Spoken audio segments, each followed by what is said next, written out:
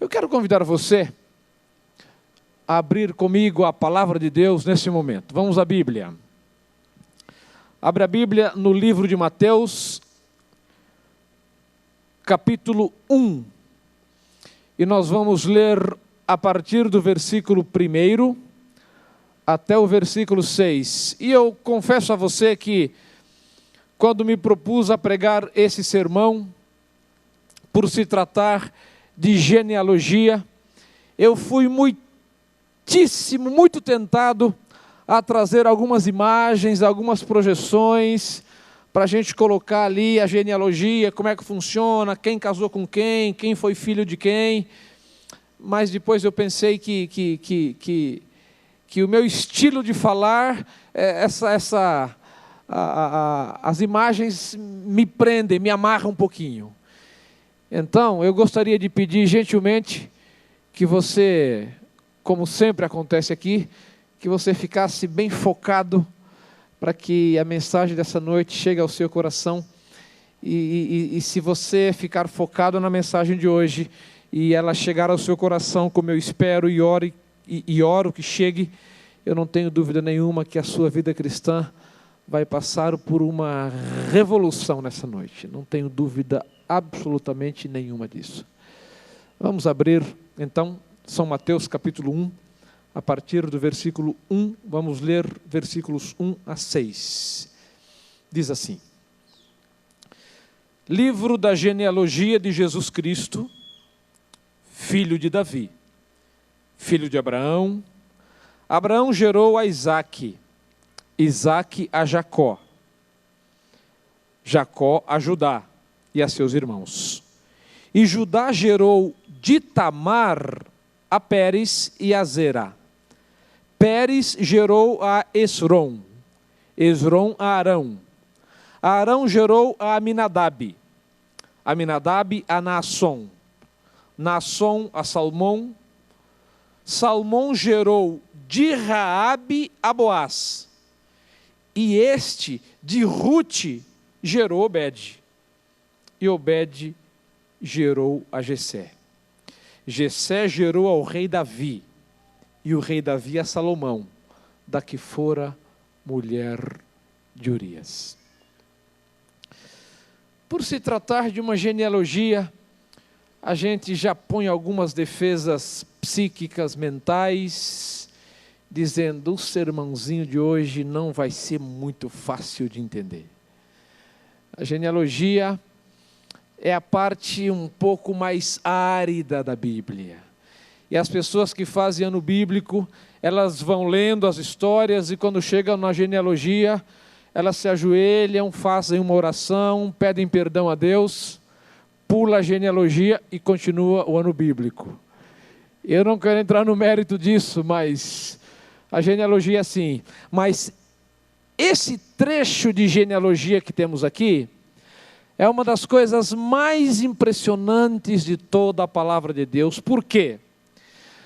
Porque uma genealogia, ela é produzida, ela é escrita para mostrar a grandeza de alguém.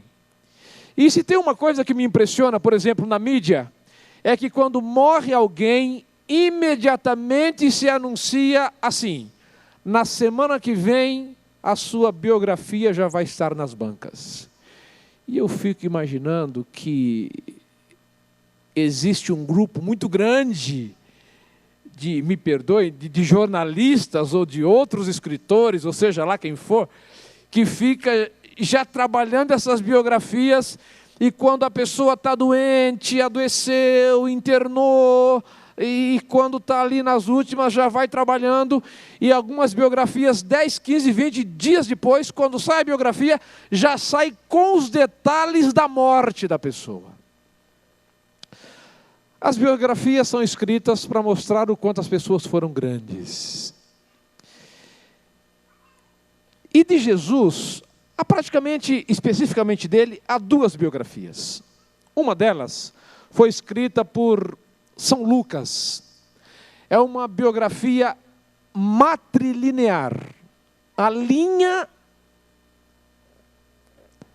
é a mãe de Jesus, Maria. E a biografia de Mateus, que é patrilinear, que a linha é o pai de Jesus. Até aí tudo bem. Ocorre que não era comum, e era muito incomum e muito improvável, a presença de mulheres em genealogia. E o que me impressiona ainda mais é que as 4 mulheres, além da mãe de Jesus, as 4 mulheres que aparecem na genealogia de Jesus, aparecem na genealogia de Mateus, que é patrilinear. É uma genealogia que trata dos pais de Jesus, procurando focar rei, que ele era filho de Abraão, de Isaac, de Jacó, de Davi, de Salomão, dos grandes homens. No entanto, aqui nós temos a presença de 4 mulheres. Até aqui, já dava para a gente empreender um estudo e tentar entender por que essas mulheres estão aqui. Mas quando você descobre quem é essas mulheres, você não tem outra alternativa senão compreender que a mão e a vontade de Deus estava guiando o evangelista Mateus na produção da biografia de Jesus. As mulheres que aparecem na história de Jesus são elas: Tamar, Raabe, Batseba e Ruth. E eu quero falar um pouquinho sobre essas mulheres nessa noite.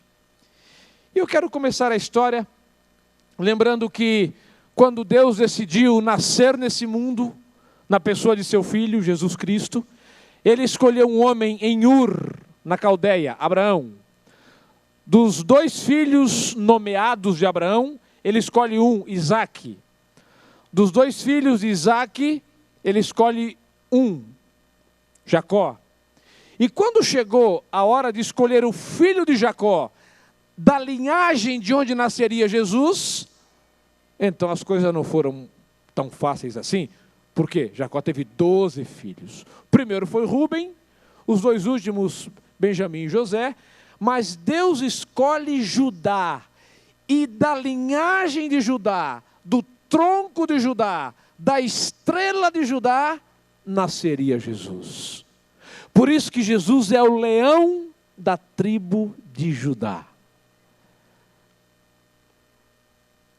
Acontece que, depois daquele entrevero, e aspas aqui, daquele bullying que os irmãos de José aplicaram nele, Judá tentou ajudar, tentou salvar, mas acabou sugerindo que José fosse vendido para os mercadores. Depois daquela ocasião, Judá entrou numa ciranda de culpa violenta. E Judá disse assim: espera aí, é essa a família de Deus? Somos nós os filhos de Abraão, de Isaque, de Jacó? Somos nós os adoradores do Jeová, do Todo-Poderoso? Nós somos a família santa de Deus. É da nossa linhagem que vai nascer Jesus? Eu não quero fazer parte. Não quero fazer porque não sirvo para fazer parte. E a Bíblia nos lembra, queridos, que Judá se apartou de seus irmãos. E ele foi viver junto de um amigo chamado Ira. E ali ele se casou. E desse casamento ele teve 3 filhos. Os filhos são Er, Onã e Selá. E chegou o momento de casar os filhos. E como ocorria naqueles dias, eu imagino que Judá conversou com Ira, seu amigo, alguns outros moradores ali, e ele começou a observar alguma adolescentezinha por ali, que podia ser a sua nora. E parece que, por questões comerciais e de terra e de tantas outras, talvez, ele se encantou com uma adolescentezinha chamada Tamar. E ele deu Tamar como esposa para seu filho Er. Acontece que Er morreu e deixou Tamar viúva. A lei dizia que Tamar poderia se casar com Onã, o irmão de Er. E o filho seria legitimamente de Er. E então Tamar é dada ao segundo irmão, que é Onã. E nós conhecemos alguns detalhes da história. A Bíblia chega a dizer que o Senhor o matou, o Senhor o feriu. Ele se recusou a ter filhos com Tamar para que o irmão não herdasse talvez o direito à terra e coisas assim. O fato é que Tamar ficou viúva pela segunda vez do segundo filho de Judá. E aí sobrou para Judá o quê? Um filho. E o nome do filho era Selá. E Judá pensou e disse assim, não, com o caçula ela não vai se casar. Essa mulher mata marido. Eu já sepultei 2 filhos que casaram com essa mulher. Eu não sei até que ponto a mística tomou conta da cabeça de Judá, mas ele diz, não vai se casar com o meu terceiro filho. E eu imagino que durante o período de luto, ele deve ter dito, Tamarzinha querida, você sabe que você é uma nora maravilhosa, nós amamos você, você entrou na nossa família, você praticamente já é nossa filha, nós adoramos você, queremos você, mas sabe, olha o meu garoto, meu filho é novinho ainda, não tem nem barba na cara. Faça o seguinte, coloque suas roupas de luto, volte para as montanhas, e quando meu filho estiver na idade de casar, eu mando chamar você. E foi o que Tamar fez. Colocou suas roupas de luto e voltou para as montanhas.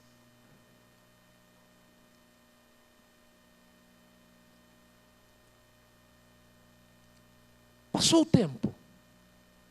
Um dia, alguém procura Tamar e diz assim, Tamar, você não é nora de Judá? Sou, e vou me casar com o caçula dele, logo, assim que ele mandar me chamar. E a pessoa diz assim, ô Tamar, é o seguinte, eu não quero dar uma de fuxiqueiro não, e se me perguntar eu nego, mas eu acho que Judá não vai dar o filho em casamento para você não. O garoto está grande, já é um marmanjo, já viaja em nome do pai, negociando, ganhando dinheiro. Eu acho que essa história está mal contada. E isso entrou na mente, no coraçãozinho de Tamar, numa amargura, no ódio, numa raiva tão grande, que ela bolou um plano. Por aqueles dias, Judá havia perdido uma filha. Quando terminou o luto da filha, ele saiu de viagem. E Tamar sabia por onde Judá iria passar. E então, que fez Tamar? Tamar tirou as roupas de luto, cobriu o rosto com o véu, vestiu-se elegantemente e pôs-se à beira da estrada. Não me pergunte quem insinuou-se para quem. Não tem esse detalhe, a Bíblia não apresenta e não me é importante. O fato é que Judá comprou alguns minutos de prazer com a sua nora, sem saber que era a sua nora, mas ela sabendo muito bem o que estava fazendo. E ele diz, olha, eu não tenho como te pagar agora, fica aqui com o meu cordão, e dizem alguns estudiosos que o cordão era uma espécie de símbolo da propriedade, era aquilo que dizia que era dono dessa terra, daquela cabana, daquele gado. Ele tira o cordão e dá o cajado e diz, eu mando meu amigo trazer um cabrito em pagamento e resgatar o penhor. E Judá foi embora. E mandou o amigo Ira para voltar, para reaver os seus pertences. O amigo voltou, procurou, não encontrou ninguém, e os moradores da cidade disseram assim, escuta meu amigo, você está começando a perturbar a nossa cidade aqui, porque aqui não é ponto de prostituição nenhum, não. Você está pensando o quê? E então Ira voltou para onde estava Judá e falou: Judá, eu não encontrei ninguém lá não. E Judá disse: olha, cajado, a gente compra outro, faz outro. E aquela guria que não se meta a besta de usar esse cordão para tentar extorquir alguma coisa. O tempo passou.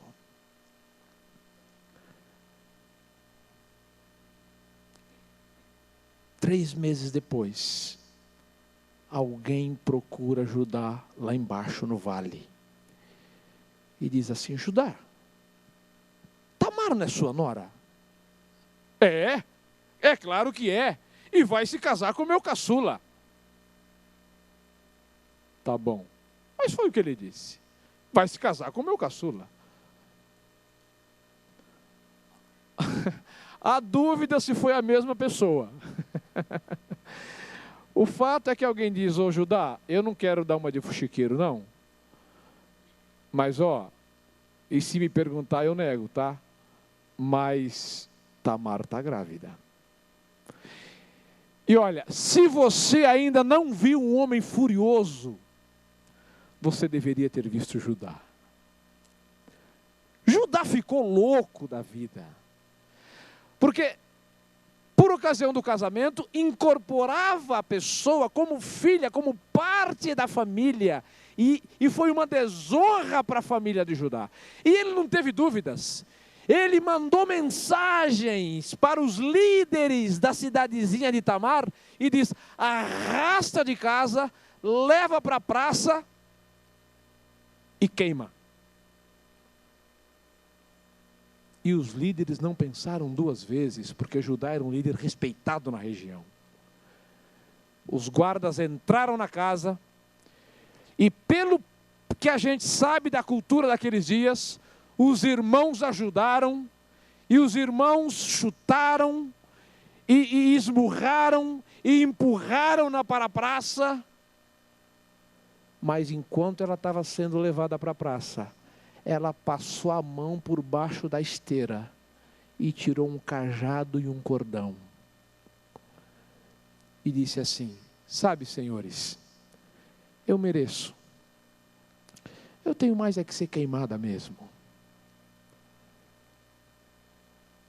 Eu fui uma mulher de prostituições mesmo.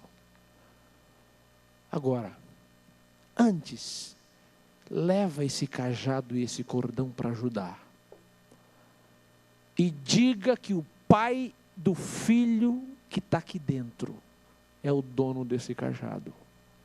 Caso ele queira se vingar. E alguém desceu colina abaixo até Judá. E disse: senhor Judá, como o senhor pediu, Tamar está na praça, a fogueira está sendo montada, ela será queimada, mas ela manda dizer, talvez para ajudar o senhor, que a criança que ela espera é filho ou filha do dono desse cajado e desse cordão aqui. E queridos, quando Judá tomou na mão o seu cajado e o seu cordão, a Bíblia diz que ele suspirou e disse: meu Deus, ela foi mais justa do que eu.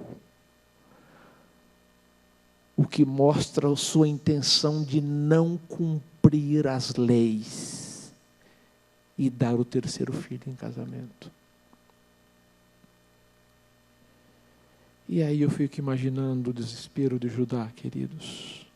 Já um senhor, subindo ofegante, colina acima, chegando na praça, expulsando os irmãos, mandando todo mundo embora. E fico imaginando Judá cobrindo Tamar com seu manto, colocando os braços nos seus ombros e dizendo: Tamarzinha, vamos para casa. E quando começaram a descer a colina, me permitam, me dê uma licença de pregador, assim como a licença poética. Talvez ao descer a colina, sentindo que não morreria e que estava sangrando e ferida, talvez Tamar tenha desmaiado. E talvez Judá tenha pegado nos braços e descido a colina. E a Bíblia diz assim: e Judá nunca mais a possuiu. A criou como filha. A criança nasceu. Aliás, gêmeos. E os gêmeos que nasceram foram Zerá, ou Zera, e Pérez. E agora eu vou dar uma acelerada aqui. Pérez casou, teve filhos, casou, teve filho, casou, teve filho, casou, teve filho, casou, teve filho, de maneira que Judá e Tamar, com esse filho, Pérez, foram tetravô ou tetravós de um príncipe judeu chamado Salmão, que não tem nada a ver com peixe. Então, eles foram avós, tetravós, bisavós, enfim, houve uma linhagem de umas 6, 7, 8 pessoas até Salmão, que foi o tempo em que Israel estava invadindo Jericó. E havia uma mulher que vivia sobre os muros de Jericó, vendendo corpo para soldados, mercadores, comerciantes, andarilhos, aparentemente para sustentar os pais. E ela, Raabe, em Jericó, acolhe esses espias. E nós sabemos como ela diz que eles não estavam ali, dá uma direção errada, e ela diz: agora vocês terão que me proteger. E os espias dizem: se você pendurar esse fio escarlate, vermelho, você e sua família serão protegidos. E queridos, o que me impressiona muito é que a promessa de proteção foi feita pelos espias, mas a proteção foi feita por quem? Por Deus, porque não foram os soldados que derrubaram o muro de Jericó. Foi Deus que destruiu Jericó e derrubou-lhe os muros, preservando a casa de Raabe. Até aí, tudo bem. O fato é que Raabe vem para Israel, é incorporada em Israel. E esse tetraneto de Judá com Tamar bate o olho em Raabe e diz: vou casar com ela. E eu imagino que os pais devem ter dito: mas não vai mesmo. E eu não sei que negociação foi essa. O fato é que esse príncipe judeu, herdeiro de Judá e Tamar, casou-se com Raabe. E queridos, essa mensagem não deixa de tocar muito o meu coração, e cada vez que eu prego essa mensagem, eu chego em casa, eu fico 1 hora ou 2 ou 3 tentando me desvencilhar dos lances dessa história, porque do casamento desse príncipe judeu, Salmão, com Raabe, nasceu um dos homens mais santos da história sagrada. Seu nome? Boaz, símbolo de Jesus, símbolo do resgatador. E como é que entra Ruth, a terceira mulher, nessa história? Entra da seguinte maneira: houve uma seca em Israel, e durante a seca um casal decidiu ir embora para Moabe, Noemi e Elimeleque, e levaram seus 2 filhos, Malom e Quilion. E lá em Moabe, Noemi e Elimeleque e os filhos Malom e Quilion, os 2 garotos se casaram com Orfa e Noemi.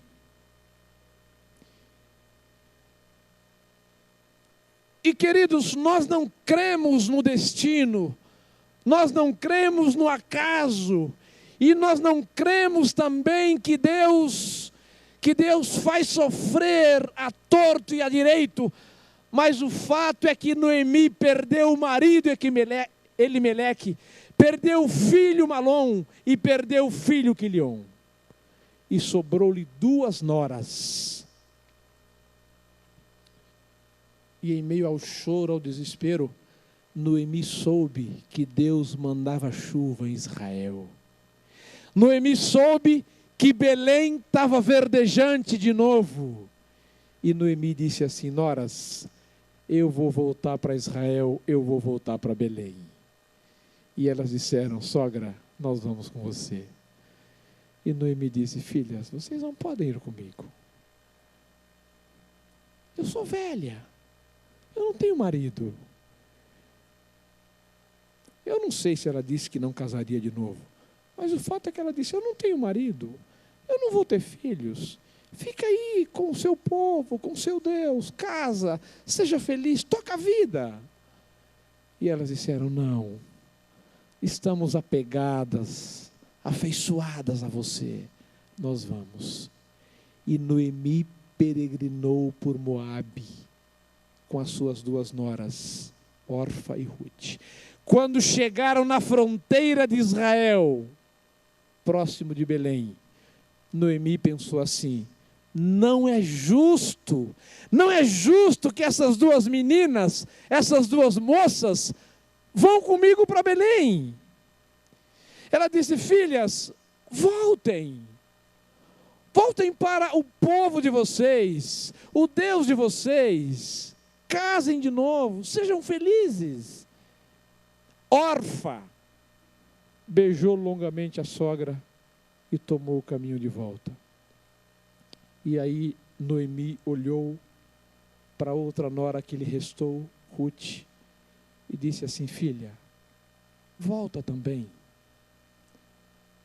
Fica em Moabe. Vai para sua família, seu Deus, seu povo. E foi nessa hora que Ruth disse uma das coisas mais lindas da literatura e da Bíblia. Ela disse: não me inste para que te deixe, porque onde fores, irei eu. Onde morreres, morrerei eu. Onde fores sepultada, ali serei sepultada, porque o teu Deus agora é o meu Deus.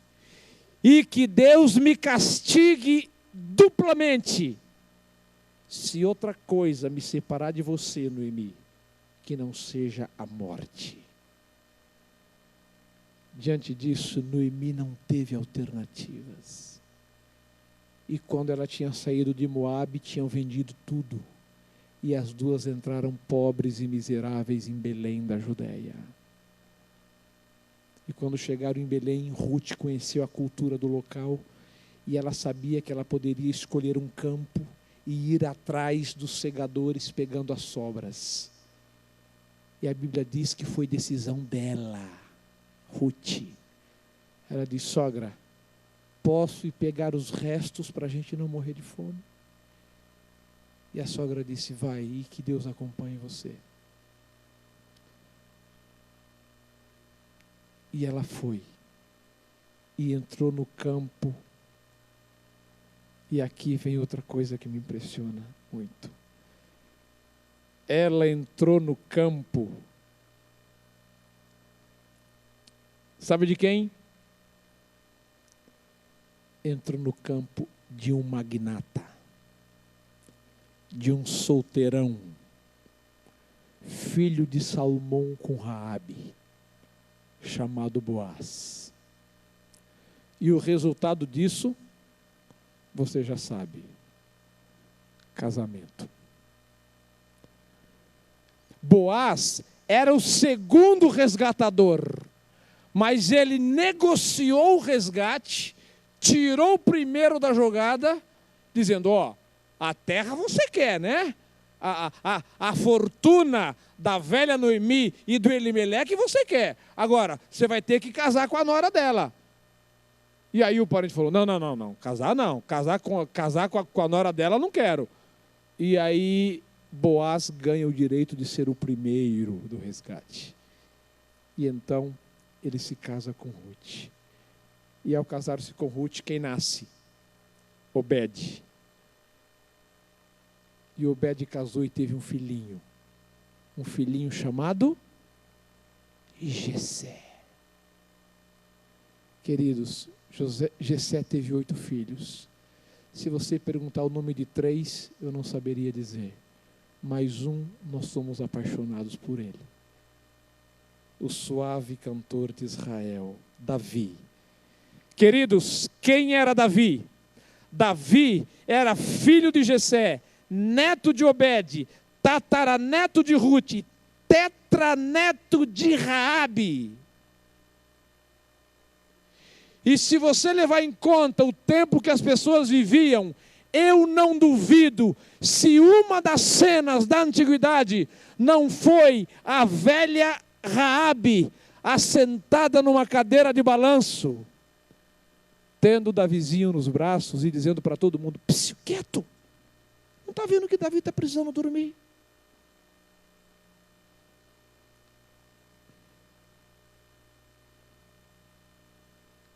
E eu quero entrar na última parte, por conta do tempo também. O fato, queridos,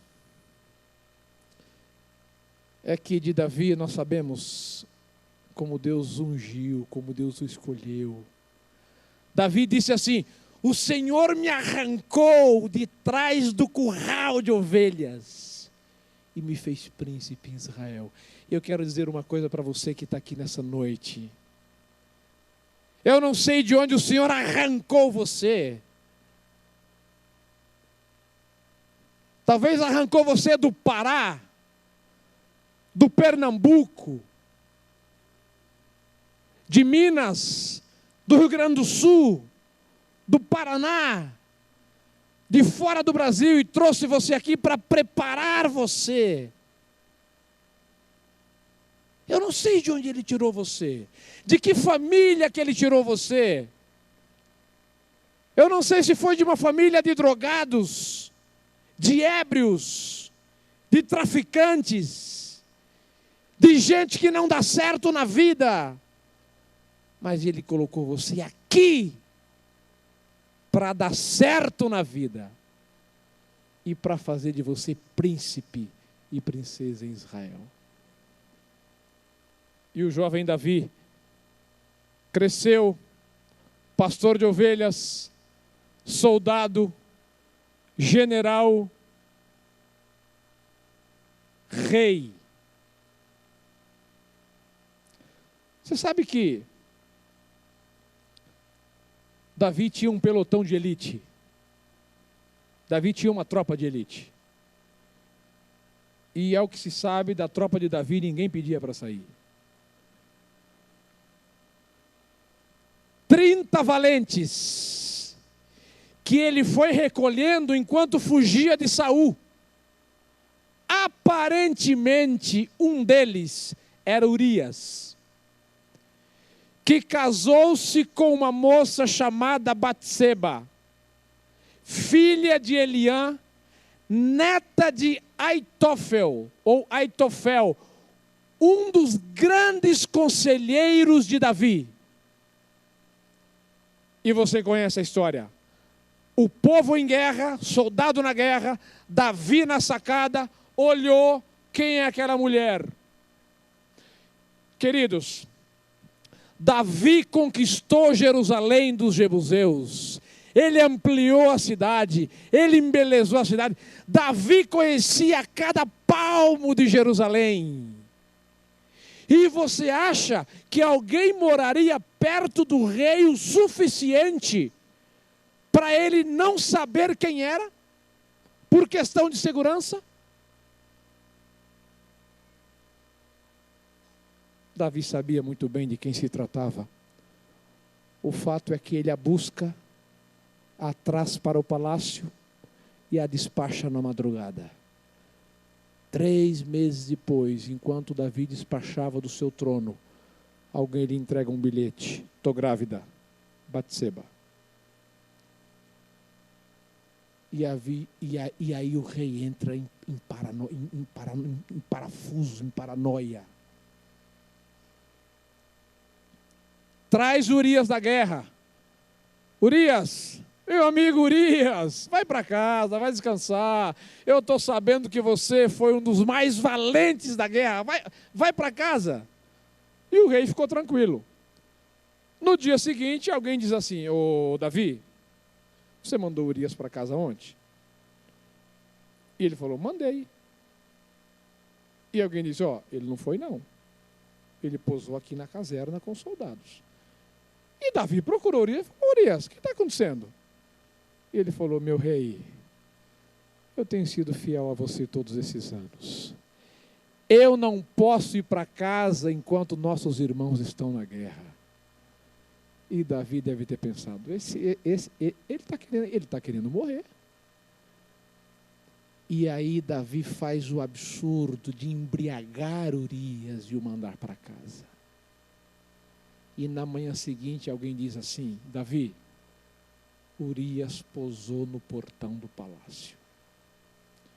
E então Davi não teve alternativa, senão, possuído por uma sanha satânica, redigir a sentença de morte de Urias, selar, botar na mão de Urias e dizer: entrega para Joabe. E Urias morreu na guerra. Quando o filho nasceu, Davi já havia se casado com a viúva. E foi um dos períodos mais dramáticos de Davi. Ele chorava e urrava no palácio como criança. Mas a criança morreu.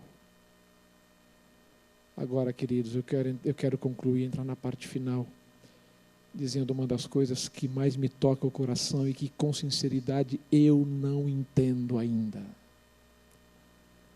O segundo filho de Batseba recebeu o nome de Salomão. E da linhagem de Salomão,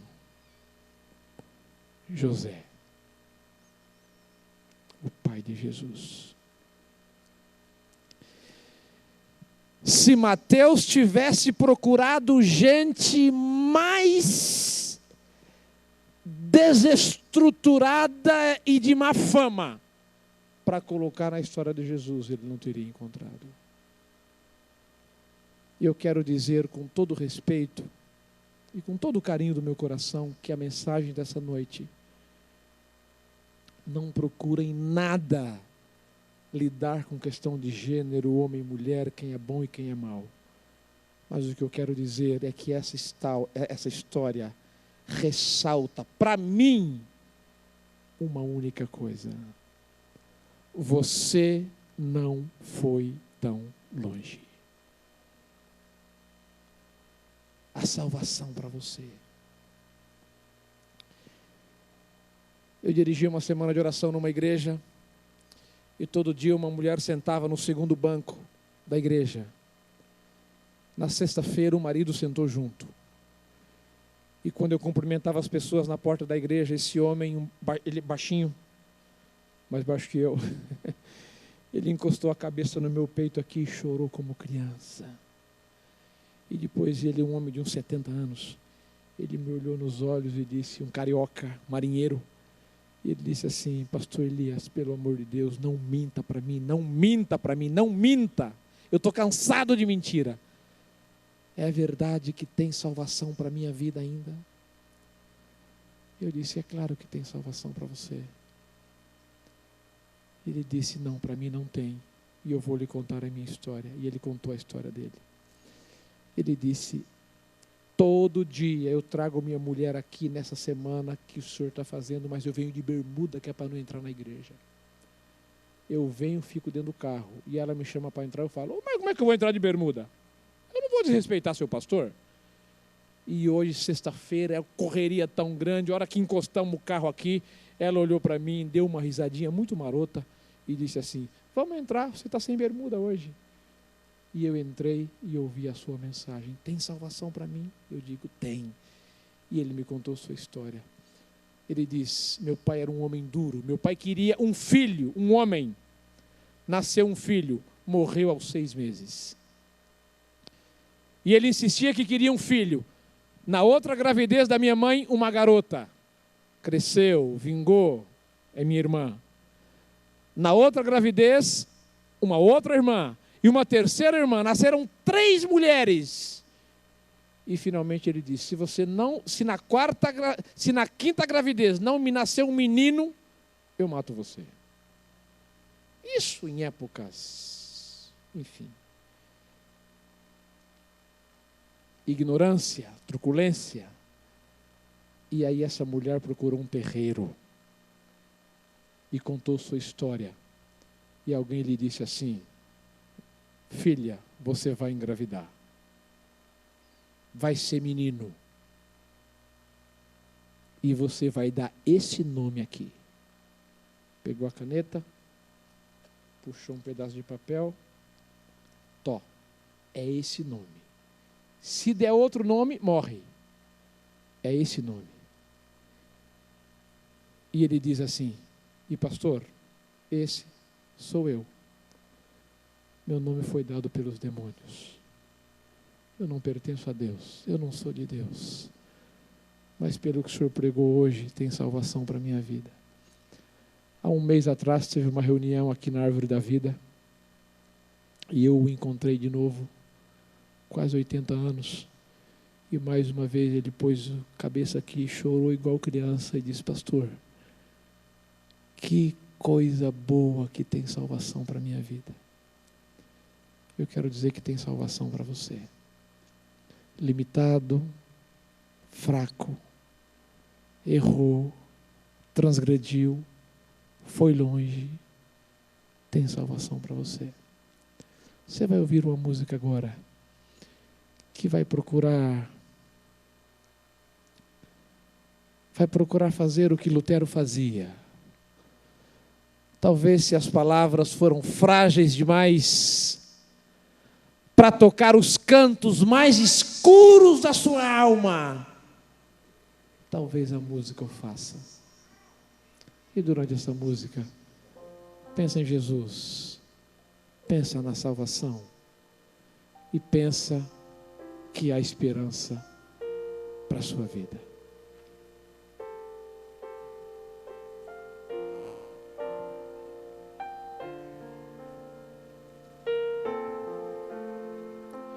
Cristo conhece o meu coração. Ninguém no mundo me entende melhor, somente Jesus. Ele me dá o que eu não mereci, só pelo gesto de aceitação, a graça só o Senhor lava as transgressões, o seu amor sara. Concede paz se me arrependo, sua graça é maior do que o meu limitado ser.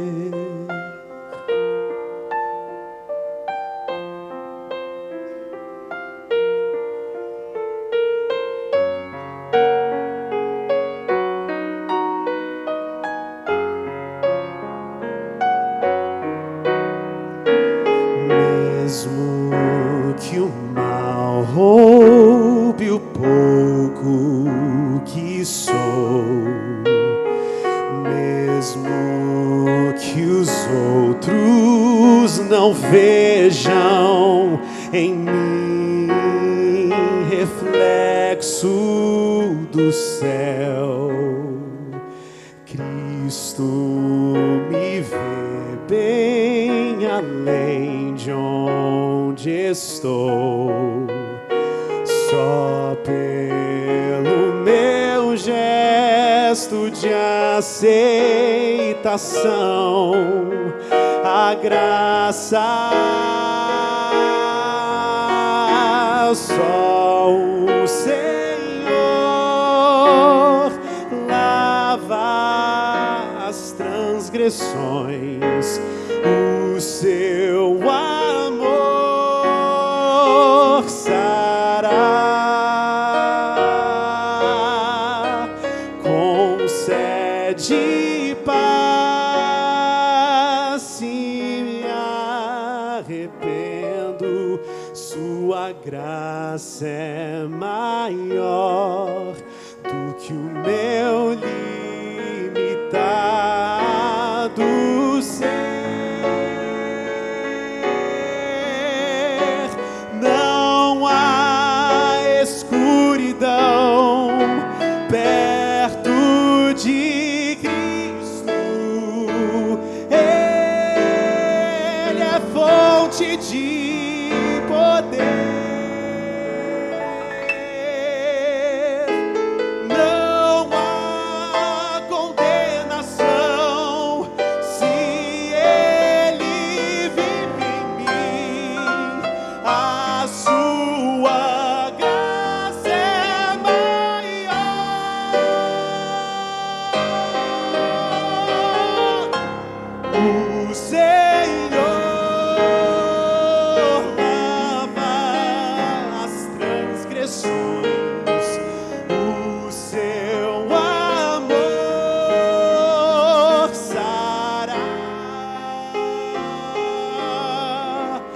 Concede paz se me arrependo, sua graça é maior do que o meu limitado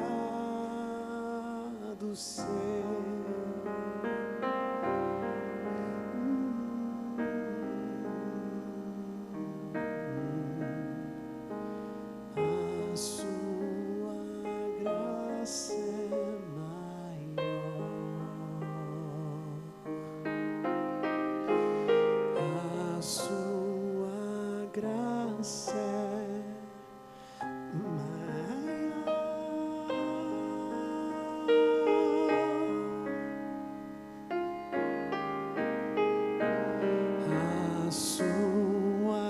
Graça é maior,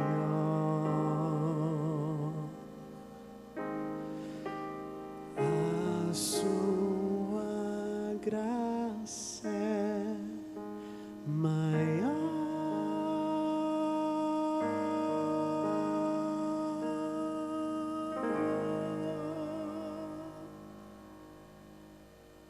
Amém.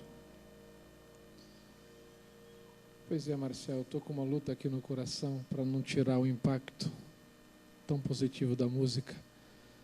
Mas eu estou lembrando aqui que os judeus diziam: eu sou filho de Abraão, de Isaac e de Jacó. E Jesus dizia: eu sou filho de Davi.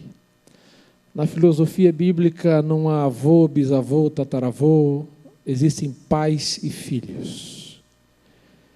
E pensando assim, Jesus é o filho de Maria. Jesus é o filho de Ruth, Jesus é o filho de Batseba, Jesus é o filho de Raabe, Jesus é o filho de Tamar. E eu tenho pensado às vezes que no céu, Jesus vai estar abraçando alguém, e talvez um anjo vai chegar, tocar no ombro de Jesus e dizer: Senhor, tem uma pessoa ali querendo dar um abraço em você. E Jesus vai dizer: um momentinho, eu estou aqui abraçando fulano de tal, alguém? E talvez o anjo diga: ela disse que é sua mãe. E todo mundo pensa que se trata de Maria e se volta para ver. Mas não precisa ser Maria. Pode ser Raabe, pode ser Tamar, pode ser Ruth também. Que Deus abençoe a todos nós. E se você aceitou Jesus como Senhor e Salvador da sua vida, não tenha medo. Você é filho de Maria, você é filho de Ruth, você é filho de Batseba, você é filho de Raabe, você é filho de Tamar. Tenhamos todos um feliz sábado.